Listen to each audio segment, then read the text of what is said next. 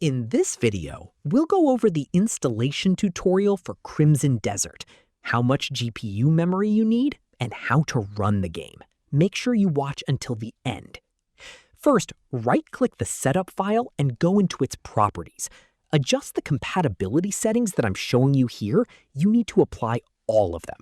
If you're on Windows 11, it will show Windows 8. If you're on Windows 10, it will show Windows 7. Note down the rest of the settings as well. The security setting is optional, in my opinion. You can skip it if you want. Now let's run the setup. It will take a little time. If you have 16 gigabytes of RAM, you can leave this option unchecked. After clicking Next, check the available space. You'll need approximately 135 gigabytes, or whatever amount is shown. Make sure you have at least that much free. It's better if you install it on an SSD for faster speeds, though the game will install relatively quickly either way. Click Next, uncheck these options, and then click the button. Once it's done, the game is installed, and you can launch it from the desktop shortcut. If you have a low-end PC, I'd recommend not trying this game.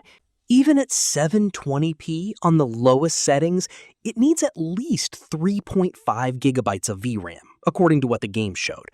Once the game actually starts and begins processing, the requirements could be higher. You'll need both a strong CPU and a strong GPU.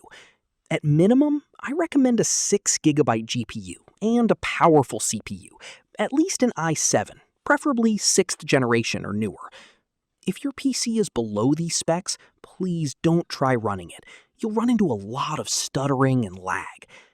Also, if you haven't seen the Assassin's Creed installation process yet, I've covered it in another video. It's showing on your screen right now, just click to watch it. Thanks for watching.